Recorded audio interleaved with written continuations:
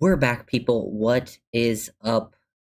Yesterday was the first Senior Bowl practice, so we're gonna go over like Senior Bowl day one, some videos out there that we can show, break down some of the standouts, kind of guys that I think will fit the Dolphins. That's kind of be like the main point. Leave questions, anything. Yeah, we can talk about that as well. What's up, Grand? Asking about the Shrine Bowl. I didn't watch the game last night, but from the practices, because I do think actually the game itself doesn't matter that much in the grand scheme of things. I actually think a lot of scouts end up leaving for the game. They go for the practices so they can talk and see these guys in like some one-on-ones. But for like the practices, I thought the tight end group stood out a lot. Particularly like Dallin Bentley from Utah. He was a name I hadn't watched before him, but I really liked his film after the fact too. Eli Raridan, Jack Endries, Sharp from LSU. I kind of liked what I saw from him. Landon Robinson, the Navy defensive tackle, was impressive. Nolan Rucci, Penn State, was impressive. Those are the ones that come straight to the top of my head. There's some other players too. I think some DBs too, like Sayer Wright. Who else do we got here? Kennedy from Oregon, Devin Marshall. Those are some names. Yep. And now we got the Senior Bowl, which interesting. Some people that stood out. I mean, probably one of the most dominant players was Lee Hunter. Not surprising, the Texas Tech kid. Like every clip you see of him, he's just out there bullying people. He's probably the best prospect there. Just wanted to give Lee Hunter a quick shout out. He's probably not a huge need for Miami, I want to say, because he actually I think is more in that Kenneth Grant style of player. But man, his film's really good. And I think I took Hunter in one of the mock drafts. It might have been the first mock draft. I think I took him in the third round, and I remember people being mad because I took a defensive tackle early. But Hunter is a first round talent in this class, or a guy that will go first round. We got some Kyle Lewis love. Kyle Lewis was one of the fastest linebackers out there. I'll have a clip. He has an interception. It's a clip I'll show later. But here's a clip of him blitzing versus running back. Look at that bend. That bend and flexibility to get around him there. So impressive. He's one of my favorite players in this class to watch film-wise. I think really his success just comes down to, does a defensive coordinator know how to use him? Because honestly, Kyle Lewis, he's an undersized linebacker. He's played some safety. I honestly think he could be used as a big nickel. Where he can be involved in run fits that way. But he can match up in the slot, on tight ends, things of that nature. I think that'd be a really fun sort of use for him. But yeah. Yeah, swing back through, Mike. This one won't be too long. I'll probably go for 30 minutes. Can't have too much D-tackle depth. Oh yeah, for sure. He's not someone I'm against. I just think the thing with there's a lot of prospects I'll talk about today. I think the problem with some of them is I think they're going to go in between 11 and 43. I'm 11's too early for them, but 43 is probably too late where the Dolphins pick. Or are they at 42 now? I can't remember. But it's that's a little, if they're going to go in between that area, I think a lot of these guys that I'm going to talk about today that I think are pretty good. Yeah, a lot of Lee Hunter clips. Danny Dennis Sutton. So I want to talk about these big edge defenders because I know people have really hyped up Keldrick Falk, right? The Auburn kid. And I don't dislike Keldrick Falk. I just don't like him at 11. I think there is some good things about his game. I like that he's young. It's just I do think there is a limited pass rush upside to his game. And I think one of my main reasons I don't like him at 11 is there's a lot of big edge defenders in this class that I could see being quality pros that you're going to get in the second or third round. Danny Dennis Sutton is one of them, and a lot of them showed out at the Senior Bowl in that day one. Here he is off the edge. He also plays some inside. A lot of these guys have inside-out flexibility. Here he is knifing to the inside, getting a nice pressure there. He's technically sound. I think, long, physical, powerful, can create some disruption. I think a lot of these guys just have a better feel as a pass rusher. Some other guys that we'll talk about, Gabe Akis from Illinois. He's 6'3", 260, so he's a little more condensely built, which I actually prefer. I actually prefer the more condensely built guys. I think sometimes the guys that are 6'5", 6'6", they end up playing a little too tall, and D tackle, D end, it is a leverage game. And I think those guys having that natural leverage. And also Akis from Illinois, like he had some dominant reps. I think he might have came in a little bit lighter than he usually played because he looked super explosive. I also love his productivity. He's actually one of my favorite edges in this class, Gabe Akis. I know some people really hyped him up as like one of the best players there on day one, and I really enjoyed his game. Hold on, the thing is kind of frozen here. Hopefully, we are not frozen, but yeah, it looks like I'm good. I just can't switch screens. Okay, there we go. But yeah, he's someone I really like. He had some dominant reps that we'll get to as I'm kind of just scrolling through the reps I have. TJ Parker is another one, another big edge. I just think the thing with Parker is he'll probably go in between 11 and 43. I think 11's too early for him. He has a really deadly long arm. His film is a bit disappointing this year. That's the same thing for like every Clemson player, though, so maybe that was just a Clemson as a whole. But 2024, going into the year, it was like, oh, TJ Parker's a first-round pick. Then he had a pretty dominant Senior Bowl day. Really good long arm power sort of rusher, and there's some clips of him here as well. Yeah, Gabe Akis. It's spelled, yeah, with a J, but I think it's pronounced Akis. I at least saw people talking about it. But productive, good run defender, high motor, very good linear athlete. I think he plays with some like explosiveness and burst. I think he's technically refined. I don't know where he's going to go, but to me, he's a quality day two edge to take. Oh yeah, Grant. I really liked Cole from Texas Tech, that safety as well. Big fan of him. Eli Hendenreich, that's a very interesting player. Also, those are good names to throw out. Is there a deal that you'd round out this? I assume they are a player away. Yeah. Another player that I think stood out in day one is Zane Durant. He's a penetrating sort of 3-tech type, very explosive. He's someone I could see. I don't know where he'll go in the draft, but he's someone I could see that fits into that room. I feel like they're looking for like a penetrating 3-tech type. I think that would be a nice round out to the room. Akis, yeah. Yeah, I'm a fan of Akis. He would be one of my favorite edges to take on day two. There's a few more. There's also, I talked about Danny Dennis-Sutton. TJ Parker will probably, if I had to guess, TJ Parker probably goes in the 20s or something, but he's another one that like is intriguing to me, can play multiple spots, good hand placement. I just think 11's too early, and I think he won't be there at 42. I think like guys like TJ Parker and Keldrick Falk are more interesting to me if the Dolphins were to like trade back. Except I don't know if Falk will be there in a trade back. But even in a trade back, I don't know if he'd be my favorite option. But yeah, those are some names out there. Keelan Rutledge stood out. I posted a highlight video of Keelan Rutledge yesterday. I made a film breakdown. It's members only currently. But I like Keelan Rutledge. He's one of my favorite guards in this class. If you want like a physical guy up front. I know Jennings Dunker had a strong day. Dunker's not my favorite player like in the draft. I think just because of where he's projected. I think if you can get him a little bit later than his projected area, that I like him more. I think that's like the key thing with a lot of these players, like whether you end up liking them or not liking them, is like kind of where they're projected. Because I'm like, Dunker's a little bit of a limited athlete, and he's only really played tackle. So I'd rather just take Rutledge, who I think is a better athlete, also plays with that violence that Dunker plays with, and he's got much more guard experience. So I'm a big fan of Rutledge on day two in this class. I know another player that stuck out was Tucker, the Western Michigan kid. He's like 25 or 26, so I guess he's not really a kid, but if he's there late in the draft, I'd take him. But I don't really want to spend an early pick on any 25-year-olds, to be honest. Trying to find something else here. Here's another Danny Dennis-Sutton rep. Now, I will say, he's versus Cage Casey, and I'm pretty sure Casey had a pretty good day as well. Just gets to that inside, good use of hands, length. Now, these drills, I do believe, I like to give offensive line and DBs a little bit of grace, because one, the Senior Bowl is not end be all. It's a nice, helpful tool, but I want to talk about, like, DBs and O-line do have a disadvantage in a lot of these drills, because it's just more space to work with than a typical game.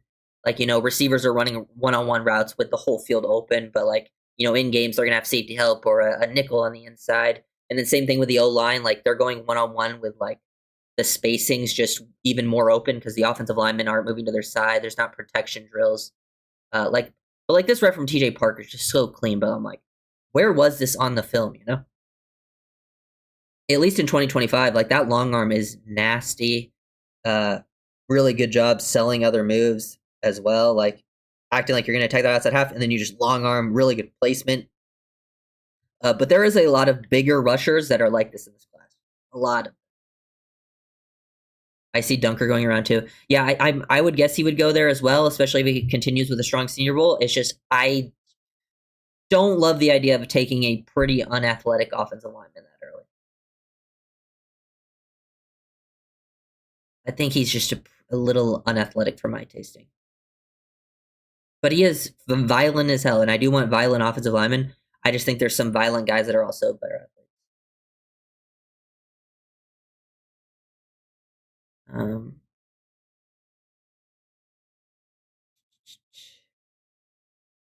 Yeah, okay. But did you see Trinidad if he does end up in the 2076 draft? Honestly, I have no clue. Chambliss is tough to predict just because I think his size, but also the class makes it very hard to end up. I would guess day 2 somewhere if I had to guess. Just because I think the class will force people to take him early, even if they're scared of his height. But his film is not bad. It's better than a lot of QBs in this class. I will say, I think with the Dolphins bringing back Bobby Slowick and how the guys have talked about the QB room, I would not be surprised if Ewers does end up just being the starter next year. Because I think Ewers, they probably feel comfortable with him in the system. I actually was watching, so I was watching Derek Moore film, who we'll talk about in a second, and I was watching his 2024 film versus Texas. That is by far Quinn Ewers' best game. Like, he was so good in that game. I wonder if the rest of the year he ended up playing through injury because he wasn't the same player.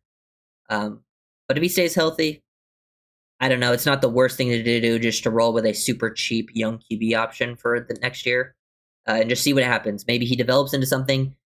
If he does, that's great. If he doesn't, then you probably have a high pick, which is also not too bad. You think he would go round 1? It's possible. I think it just really depends on probably how he interviews and stuff like that. Yeah, Brian Parker. Yeah, he looked good at center at the Shrine Bowl. I think teams are going to want him to play on the inside. But yeah. Also, shout out from John Carroll, D3. Guy comes to the Senior Bowl. Obviously, I have no film on John Carroll University. Tyron Montgomery just balls out on day 1. He makes plays. He makes this play. He also burned Colton Hood in a one-on-one, who's probably going to be like a first-round corner. Like, I know Daniel Jeremiah has him going like 12th overall in the mock. And he goes up. He apparently has only played basketball, or he only played football for 2.5 years. He was a basketball player. He didn't play football in high school. But, like, he looked the part at receiver. I'm like, if he keeps this up, he's going to get drafted, which is kind of crazy. Shout out to him. I got to give him a shout out. He's making plays. You can see some of the basketball moves in his game. So, good work there. Trying to find. Oh, wow. I have the Colton Hood clip of him beating him, but it's circling right now.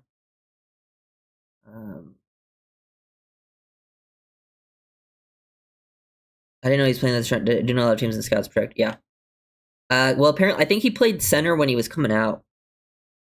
And then, I know teams want him to go to, like, guard. Center might actually end up being the best fit for him. I wouldn't be surprised if that's the case. A player that I actually found out from the Senior Bowl is Josh Cameron right here. So I decided to go watch Josh Cameron film from Baylor. And he's actually pretty intriguing to me as, like, if he's, like, a day 3 option. He's got some pretty good size. He's, like, the same built as, like, A.J. Brown. Now, and he actually has some similarities to A.J. Brown in terms of, like, route tree. Now, he's not as, like, I would say explosive as A.J. Brown, like, in terms of, like, change of direction. I think he's a little stiff at times. But I was interested to hear that, like, he led college football in punt return, like, average in 2024, which surprised me. So, and, like, he was good with the ball in his hands. He's very physical, and he runs, like, 3 routes well. The slant, vertical, he catches everything, has, like, a really low drop rate. Honestly, I saw some Romeo Doubs to his game, how the Packers use Romeo Doubs, and I'm like, I could see this new regime kind of being interested in him as, like, a day 3 option.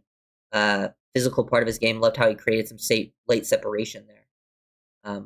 But he was a name that I wasn't familiar with before the Senior Bowl yesterday, and I decided to go. I watched 3 games of him yesterday, which was Auburn, Arizona State, and I think Cincinnati. And I came away like, okay, if he is a day 3 option, like I would guess later day 3, just because of the receiver position, I could end up taking a shot there. Yeah, the Wake Forest tackle. I don't know if I can say that name, but he looked good at the Shrine Bowl too. I haven't checked out his film yet, but he looked pretty solid at the Shrine Bowl. Yeah. I haven't spent too much time watching centers, to be honest. So I'm not sure about the centers, but there's more and more guards coming out. Like Jalen Farmer, the Kentucky kid, he had a standout Senior Bowl. I watched some film of him yesterday. Just seems like a solid all around guard. I wasn't like too highly impressed in terms of like crazy flashy film, but like he just did his job and he was very physical, stout, heavy hands. I like that part of his game for sure. Let's see. Damn it. Okay, that Derek Moore clip is lagging right now. Let's see if I can end up. Here's the Ted Hurst clip. Everyone's probably seen the Derek Moore clip, but here's the Ted Hurst clip. I posted a film breakdown of Ted Hurst this morning, made it go public. I actually made that video like a week and a half ago, probably. Here he is with the one-handed catch over Julian Neal, who's a pretty good press corner. I'm a fan of Ted Hurst. There's a lot of bigger body X receivers, and I know a lot of the Dolphins are looking for like those bigger body X type of guys. Hurst is one of my favorites for sure, because I actually think, I think there's guys like Malachi Fields who I could get behind, but I think Malachi Fields is a little more of like a one note, one style type of player. Good vertical, plain contested catch guy. While I think Hurst is a little more well-rounded in terms of like route running, athleticism, while he can still make those contested catches, highlight real plays down the field, while, being a little more versatile, multiple to his game. And there's a lot of guys in this class that are like those bigger body guys, but I think Hurst is definitely one of my favorites. Georgia State receiver, if you're not familiar with him. Let's see. Let me just look up a different version of that Derek Moore clip, because that clip is just not showing up for me. Yeah, and Derek Moore, he's another one at the Senior Bowl who will probably, if I had to guess, he probably gets drafted early round 2. I think I have him more as a round 3 player, because I think he's also a little bit of a one-note kind of player. Like he really, if you watch his film, I think he kind of just uses the same move over and over and over again. He just loves the speed to power, but he's got that in his bag. The speed to power versus the big tackle from Miami here. Now Bell does slip a little bit, obviously. And Bell is also coming off of playing in the national championship game. Probably not a great idea for him to practice here, but Moore, very explosive, very powerful. He's also in that same kind of build as Gabe Akis, like 6'3", 260. Probably going to be more of like a rotational rusher, I think, early in his career. I think he's just inconsistent to me on film. He has the super high end flashes, but he just disappears for stretches and kind of just does the same move over and over and over again. And I don't think that translates super well. But I think he's the type of guy that, like, if you're doing a ton of rushes, like 4-man rush schemes, and you need guys that can rotate in and collapse a pocket, he's a guy that you would like to have. But he'll probably just go a little bit earlier than I would want. But he's a fun player. Love the physicality and athletic part of his game. Speed to power is the king at the NFL level, in my opinion. I agree. I think speed to power should be people's main moves, but there's a difference between speed to power. I think there's a difference between people's speed to powers, because I think his speed to power is literally just running down the middle of you. Well, I think other people mix up the tempo in their speed to power, or they'll attack your outside half or your inside half and then work speed to power. I think you have to have a speed to power bag, and I think his speed to power bag is sort of one note, But I do agree speed to power is the king of the NFL level. Yeah. He's probably a round 3 guy, but he goes round 2. Just with his traits. Like, he's going to be more of a designated sort of rusher early on. I think he can play the run too. Like, he holds his own versus the run. I just don't think he's super instinctive as a player. I don't think his feel and instincts are as good as some of the other guys I like. Zion Young from Missouri is another standout. Uh, he's another one who plays the run really well, but he actually has some pass rush juice to his game. He really improved his pass rush skills, I think, in 2025. Really strong, good core strength. I think his Vanderbilt game is really good for seeing like his disruptiveness. He beats people at the point of attack. He can win around the edge. He can win with an inside knife. He has speed to power. I would not be surprised to see Zion Young because he's a bigger body guy too. I wouldn't be surprised the Dolphins are super interested, especially if he makes it to round 2. But I wouldn't be surprised if he's even gone by then. He's got alignment versatility. Pass rush win rate was up in 2025. He's obviously not the most flexible guy, but for his size, it's good enough, I would say. Some of the fastest moving linebackers and tight ends. Apparently, Jacob Rodriguez GPS time was 18.73 miles per hour. Kyle Lewis was 17.84. Those are two of my favorite linebackers to watch. A little bit undersized, so they got to be able to move, which is nice. Oh yeah, Dante Kellinelli. He talked about Akis a lot. He even said he was the best player he saw yesterday, and he was at the Senior Bowl. He's a Dolphins fan. Some other random standouts that I wanted to throw out names: Kevin Coleman Jr., receiver from Missouri; Lewis Bond, receiver from Boston College. Smaller receivers, so I don't know if the Dolphins be looking for them. Those are just two guys I like film wise. Max Ian Acker, I thought, had some pretty good reps from Arizona State. I'm a fan of him as well. Trying to find. I like seeing this rep from Kyle Lewis because he's a little off screen here, but if you watch him come onto the screen, Dunker at right guard is trying to climb to him, and Lewis just beats him to the point of attack. I like seeing that. You want to see him make true off-ball plays versus the run, identify, dip underneath, because that's something that I think teams are going to have question marks with him for because he has a little bit of a smaller linebacker. Oh yeah, here's the Tyron Montgomery rep versus Colton Hood. Really good job just hitting that throw by. Really sells vertical because route running is honestly just so fun to watch. I love the battle that it creates. Now the DB's at a disadvantage, but Colton Hood, one of the better press man guys in the class. Look at the body language. His body language, his shoulders, his head, everything here is selling vertical. That's why he's able to create so much separation. And he hits the throw by and sinks his hips and gets in and out of the break very efficiently. That's pretty good, man. For the D3 kid. Very impressed. But yeah, let me see what you guys say.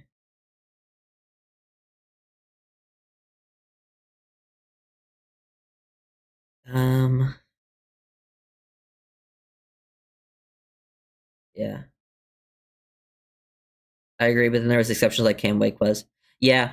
But even Cam Wake figured it out. Like Cam Wake used 2 moves, but even his 2 moves, like he kind of mixed up the tempo and speed of them from time to time. And also he was just a freak athlete, like in like different level than most. Even like Derek Moore's a great athlete, like Cam Wake was just a different beast.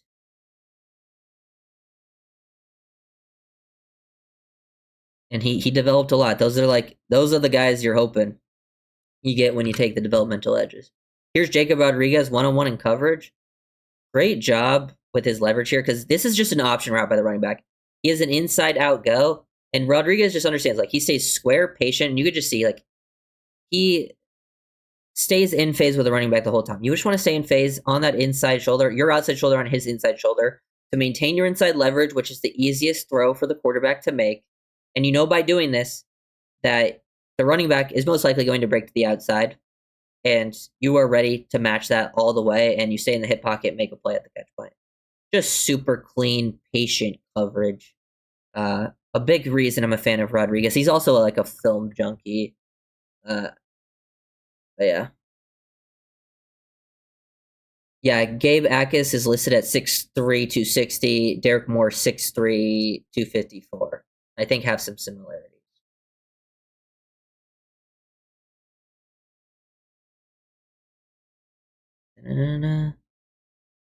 Oh yeah, and here's the Kyle Lewis interception in one-on-one drills. Try to hit the angle route, he undercuts it, change of direction. I'm a fan of Lewis. I think really Lewis's NFL success really comes down to what team he ends up on, because I think D court is uh, super important for him.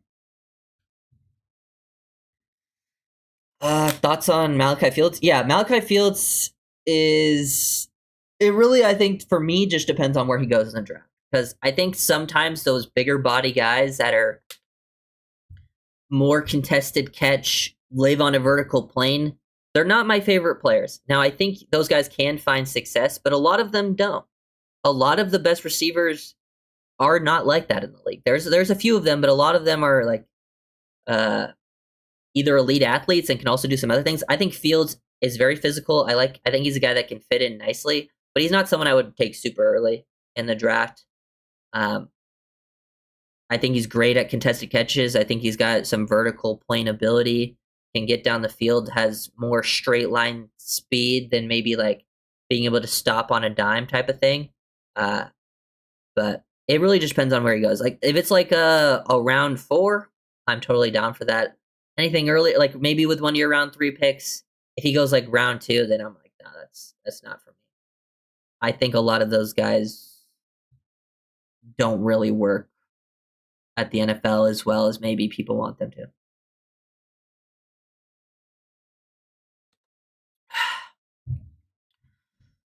But yeah, those were all the clips I wanted to show. There will be more Senior Bowl later today. I know some people had some mixed feelings about certain players with like how they performed. I actually do have the Senior Bowl film. Like it's not all downloaded yet, but I've watched some of it. I can watch literally every rep from the Senior Bowl. Thanks to one of the Patreons I subscribe to. He has it all uploaded there, so I can check out all the Senior Bowl film later. Find out maybe some of the top guys get like to see every single rep, which is fun. But I also don't want to say like we probably shouldn't overreact to Senior Bowl stuff. It is a helpful tool, but like I still think, film is key. Sometimes you can be misled, but I think when the Senior Bowl sort of confirms what you thought on the film, or the Senior Bowl can make you go back and watch the film and make you be like, okay, maybe I missed something, and that's also something to be very helpful. 90? At pick 90, yeah, I would be down for that. It also depends on who's on the board, but like it's not a bad area for him to go. I've seen much worse.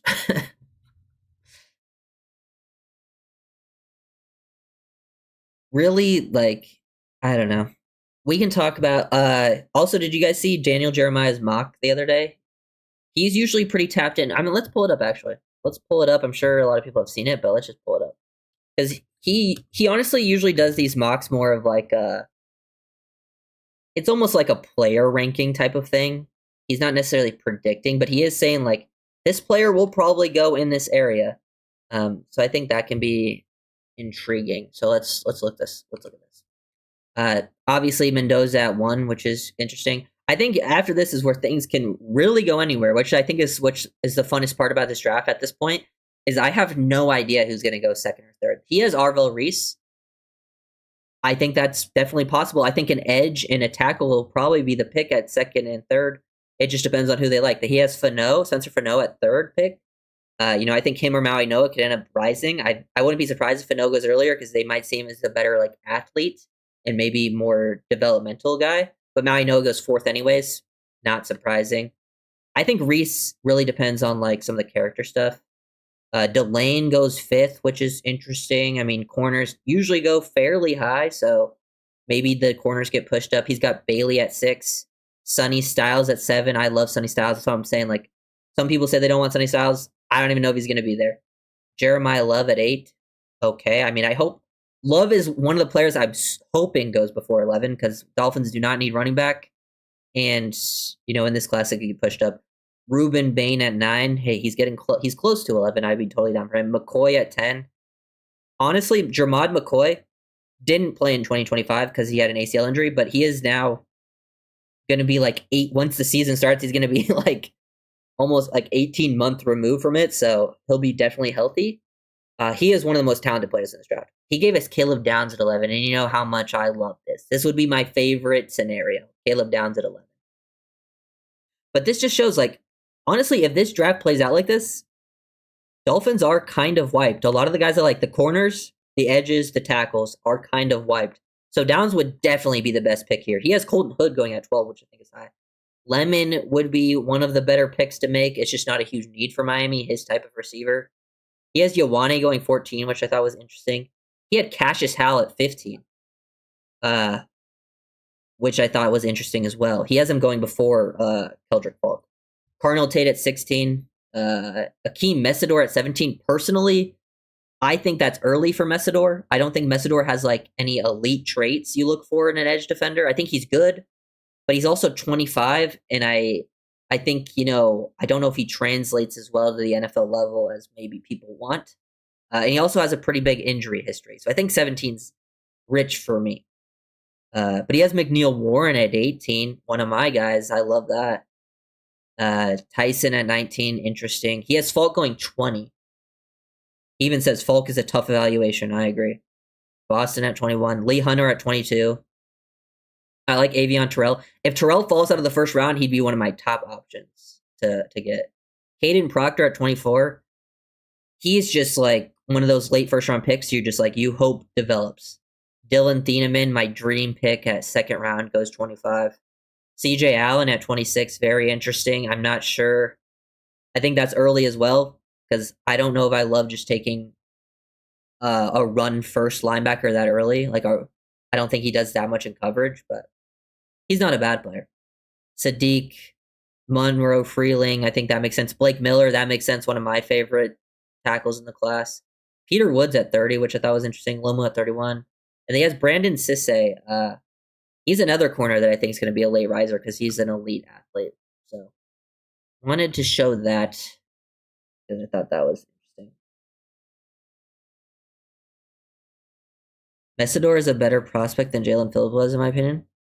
See, for me, I don't even think it's close. I think Phillips was a way better prospect than Mesidor, personally. I don't even think it's close. I don't know I don't think Mesidor does anything at an elite level. Like, he's got pretty good size. His first step is decent, but he's 25. Took him a really long time to reach that level. He's had a big injury history. He's got pretty good hands. Like, he does everything at a pretty good level. I'm not taking that in the first round.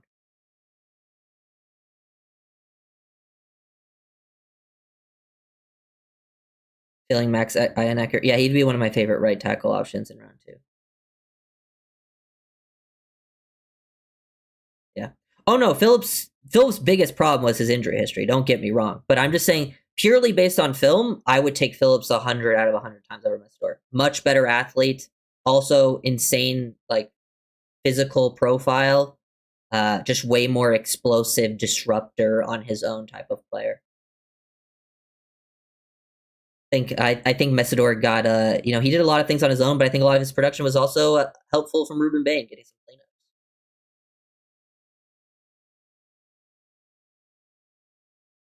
cleanups. Hey, I hope Mesidor goes somewhere in the first round after Miami picks, because I don't even want him in round 2, to be honest.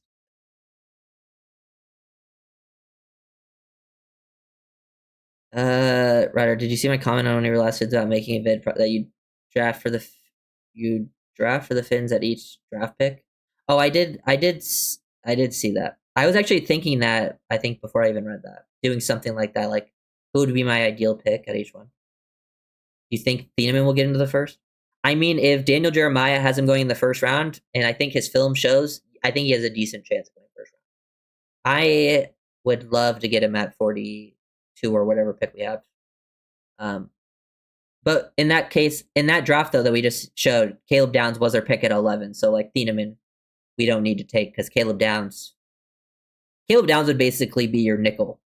That's the role that he would play. Like, he would play some safety, but he would mostly play nickel, in my opinion, because I think that is one of the most valuable positions on the defense right now, is having a safety that can play as like a nickel that can truly do everything that you want.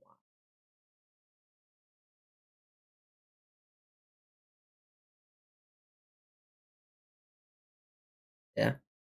I don't know. I feel like I've just seen most people pretty high on Mesidor, so I don't know if I would say he's underrated, but I have seen people lower on him. I just am not. I really struggle taking, especially the Dolphins being in kind of a rebuild, taking a 25-year-old with an injury history fairly early. Uh, doesn't do it for me. Yep. Yeah, I talked about Danny Dennis Sutton pretty early on. Dundee. I think that's another reason. Like with the bigger edge group, there's a lot of good big edges in this class. That's why I don't think the Dolphins need to take like Keldrick Falk in the first round. You know, a lot of those guys showed up yesterday. T.J. Parker, Danny Dennis Sutton, Zion Young, Gabe Akis, who I like a lot. Even Derek Moore from Michigan, who's not like super big, but he plays with violence and play strength. There's a lot of quality big edges in this class. There's also some good smaller, quicker guys. The R. Mason Thomases, the Cassius Howes, the Romello Heights. I think Romello Height will go later than people think because he's undersized and old.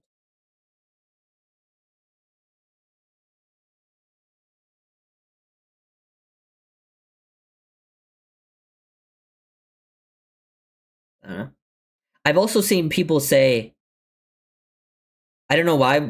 It's funny because I've argued with some people about the Keldrick Falk thing, but then I've had people be like, we don't need another almost guy like Jalen Phillips. And then I'm like, Keldrick Falk and Jalen Phillips are very different players. So I'm like also arguing like Jalen Phillips is, in my opinion, a much better edge than Keldrick Falk in terms of like the almost thing, like the whole almost sack thing. Like to me, I don't even know if Keldrick Falk is an almost guy. Like he doesn't create a ton of disruption, in my opinion, as a pass rusher.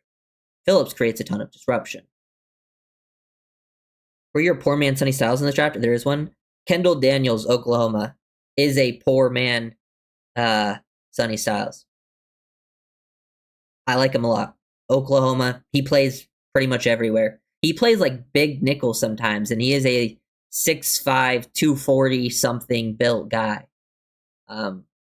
Keep an eye out for him if you miss out on Sonny Styles. Jake Golday, also maybe from Cincinnati. He's got a build and great athleticism. He's not as instinctive, but kind of similar in that way.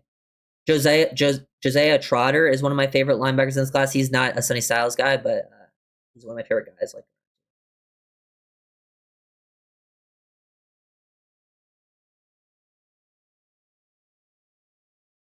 is Nick Harbor a good risk? I don't even think Nick Harbor's in the draft. I think he returned. Forgive me if you already mentioned this, but I see Krabs is in love with Jalen Farmer. Did you see him?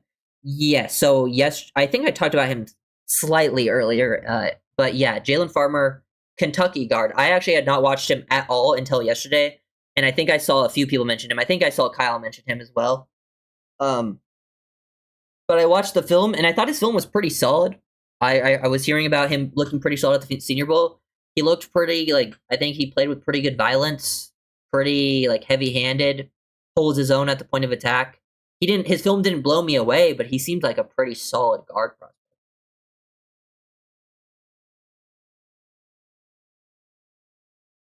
But yeah. I'm excited to see how the rest of it plays out. I wonder if, like, I feel like Lee Hunter after yesterday doesn't need to practice today, stuff like that.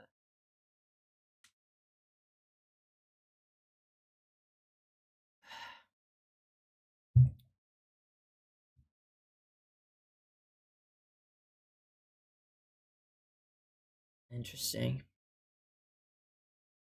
Can't believe the Browns hired Todd Monken.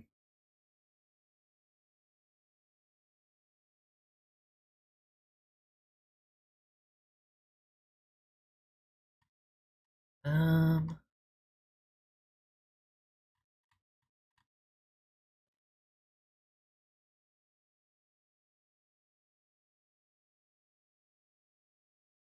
I mean, I would say his run defense, but like run defense is not really a trait. I mean, size and length. Let's see. I just don't think, and I think the problem is like he is strong, but I don't think he generates speed to power that well, which is like a problem. Maybe like alignment versatility. He can play at multiple spots across the line. But yeah, I'm not a, you know me. I don't think Keldrick Falk is a bad prospect by any means. And I think him being 20 is actually pretty intriguing. But at 11, I'm not taking a player with that skill set. Ryder, will you go live for the Senior Bowl? Do a play-by-play? Maybe. It depends when it is. What date is it? I don't know what I'm doing that day. Senior Bowl date. 31st? What's that? Saturday? I do have work on Saturday, but I don't think I have to do that till later, though. Maybe. We'll see. We shall see.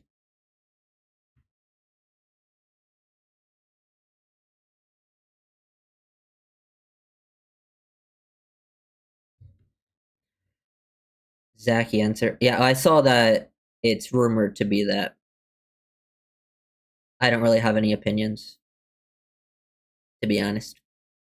It's so hard to have any opinions about positional coaches.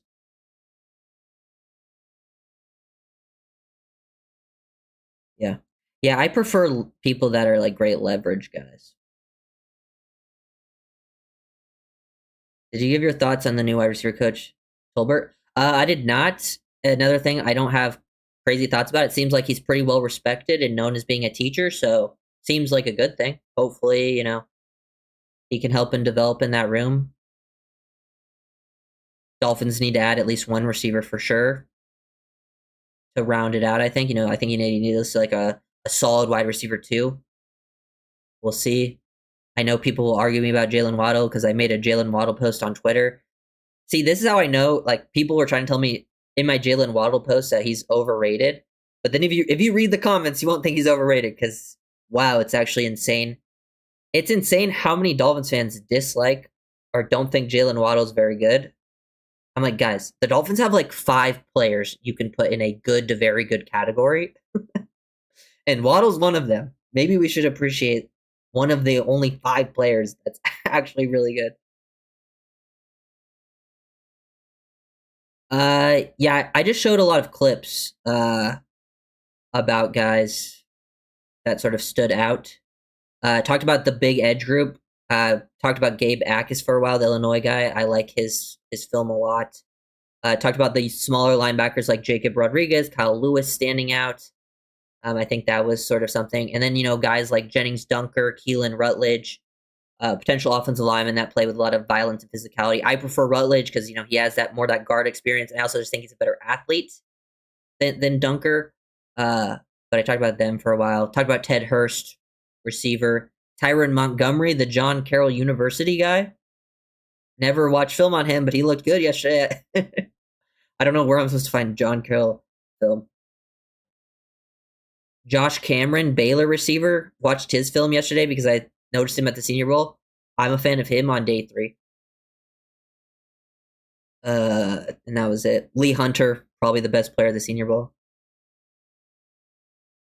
Talked about the big guys: Gabe Akis, Stanley Dennis Sutton, Zion Young, T.J. Parker, Derek Moore.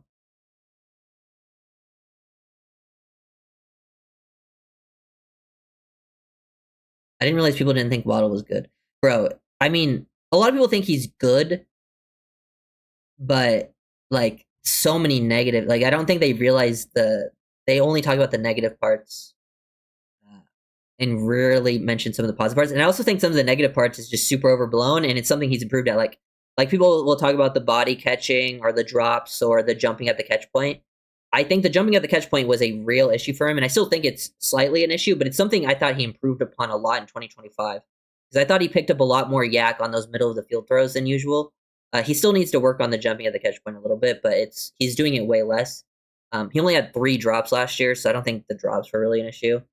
And I also think the injury thing can be a little bit overblown as well, because most of his injuries are plays where he literally just comes in the next play.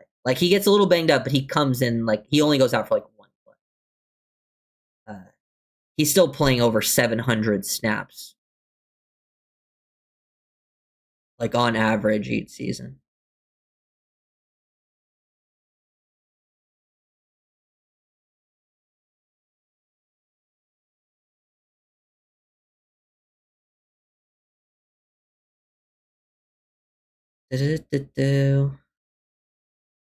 You think that just have Sloga is Ananda's focused heavily on the defense in the draft? Honestly, I don't think. I don't know, because I think a lot of people asked me when Halfley was hired if that means we're going to focus defensively in the draft, right? And I think for me, I'm like, I don't think that necessarily means that either, because when we had McDaniel, we only had McDaniel in his tenure only had 2 first-round picks, and both of them went to defense. Now his second-round picks were both offensive line. I think Cam Smith was another one, so technically not, but at least in the later drafts. But I don't think it necessarily means that. Maybe that makes. I do think the slow thing could point to being like, okay, we're really trying to. The Dolphins showed last year that they can still find offensive success, even though in that scheme, because even though their quarterback play wasn't very good last year, they had some injuries. Their offensive line play wasn't necessarily good, but they were still able to find an offensive success with a running game. So maybe they think like, hey, if we build up the defense, try to make a defensive first team with a running game, I think that's probably their plan. So, I mean, I guess that is something they could be thinking, but also at the same time, I think they were going to hire someone from the Shanahan tree anyways. So it probably didn't matter too much.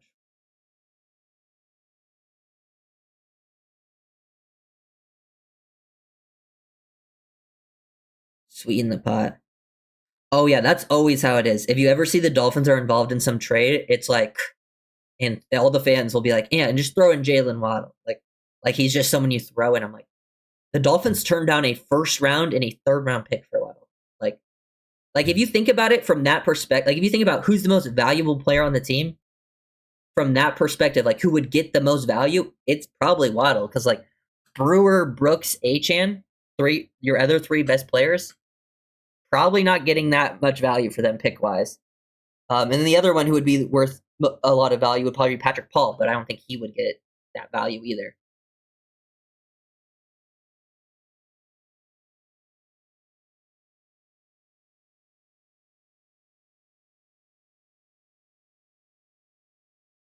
Was big on your CB list as a first a few weeks back. Are you still high on him if he's there at 11?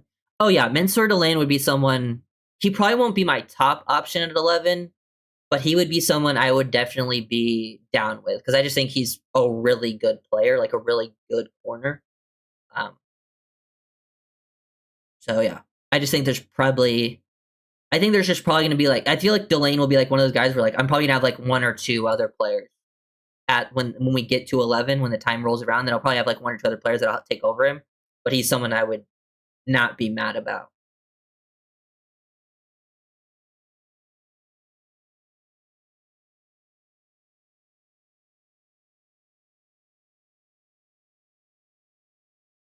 Yeah.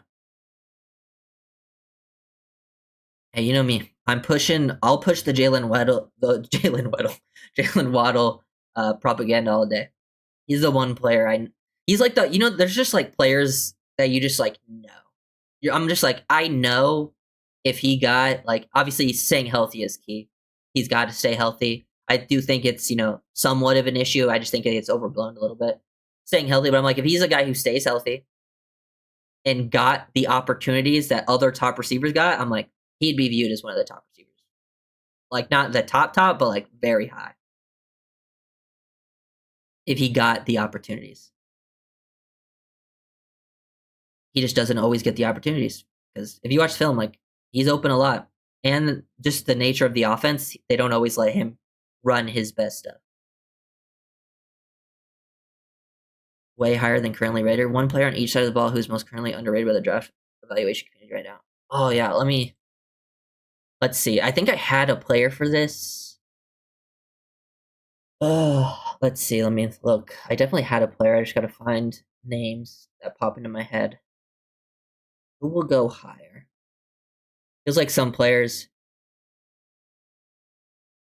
Honestly, I mentioned him a little bit earlier, but Kendall Daniels on defense is one of the players I could see going very, like, a lot higher than people think. Just knowing how scouts think, um, he's someone that I could see going pretty high.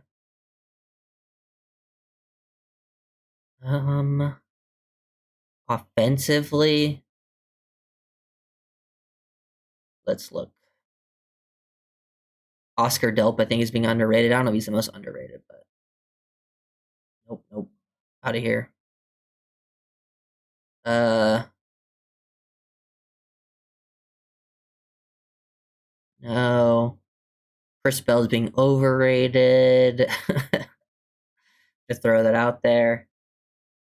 Jadarian Price, the Notre Dame running back, low key one of the best running backs in this class. Dallin Bentley from Utah, tight end. I could see him going pretty high. I think he's pretty well rounded, and I wouldn't be surprised if he tests well because I saw that guy just doing backflips, and he's like 260 pounds.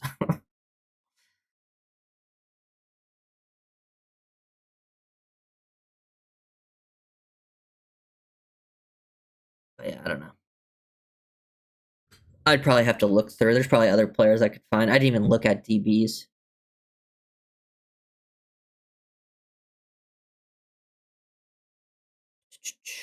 Hmm, interesting.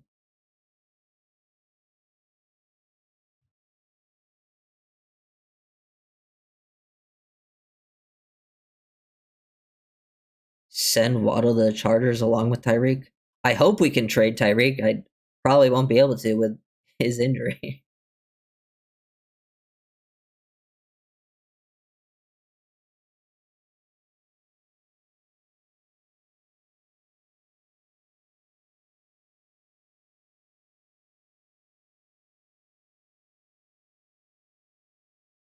Well, Harold Perkins, I doubt it. I just don't think. I just feel like defensive coordinators are going to really find a spot for him to play, and I do think he has just some inconsistent film. Like he has some dominant moments, and then it's just like goes away. Ryder, what did you say again? Was what was offered for Waddle? It was reported a 2027 first and a 2026 third from Buffalo. Sanders to the Pro Bowl assistant, but yeah, that's what I mean. The Pro Bowl is just a joke, and it's literally just because like I think a bunch of people backed out. So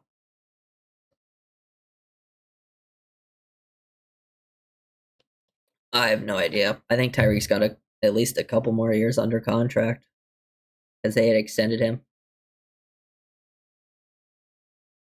Was an NFL business decision. I literally think like 12 people just turned it down. And it's obviously a joke. The Pro Bowl has been a joke. Even the All Pro sometimes has turned into a bit of a joke.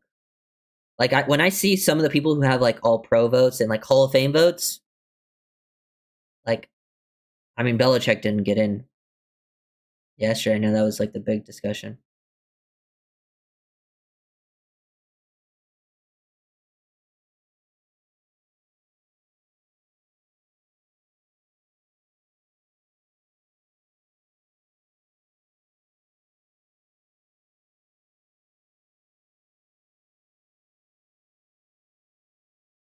Me? Are you asking if I'm saying Tyreek stays? No, there's no way he stays. Ezekiel Masses, the cow kid. Yeah, I've seen some film of him. He plays like he does some inside out stuff, which I like. He has film of playing inside out. Pretty good press man film.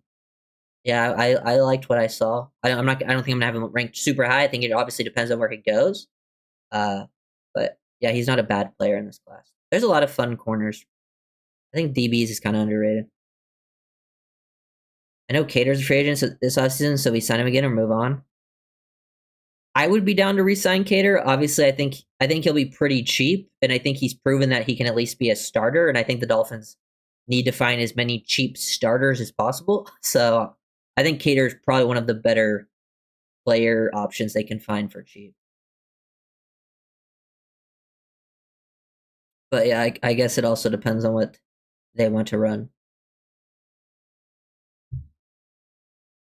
But Cater, yeah, Cater in year one in man did pretty good, Dundee. But year two in like the zone match scheme under Fangio, he struggled. And then his third year under Weaver, which did run a lot of zone, I thought his third year was pretty good, pretty solid. I think it was more that zone match combination where he really struggled under Fangio. Also, under Fangio, he played a lot on the outside. I think he could be fine playing. playing in a Halfley scheme.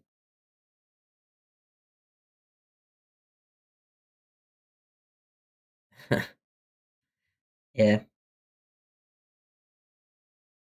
If hindsight is 2020.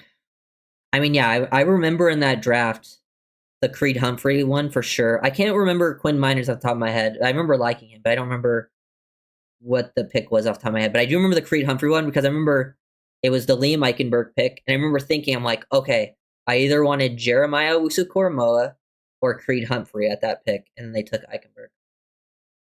What vids will he drop this week? I think I'm just posting draft vids of guys who are at the Senior Bowl. So I think either tomorrow will be like Kyle Lewis, um, or Sam Roush, the Stanford tight end. I have those guys on deck. I also recorded a Keelan Rutledge one. I might post that throughout these next few days. Those are sort of the plans right now. And I think I'm going to stream after every Senior Bowl day. So I'll probably stream tomorrow around the same time. Talk about, what happened from the Senior Bowl today. Where's Tilio safety go? Do we have a chance in a second? He's talented. Well, if you look at Daniel Jeremiah's mock, he has Emmanuel McNeil Warren going at 18. And I would not be surprised if he goes in the first round. I wanted Creed instead of Javon Holland, but that was me. Well, I mean, yeah, that's not bad either, but at least Javon was somewhat good for a while, Would have been better over Leo. Yeah, I love EMW, man. That's one of my guys. I'd love him in the second round. But will he be there? Who knows? But yeah, I'm probably gonna end it here. Thank you guys for watching.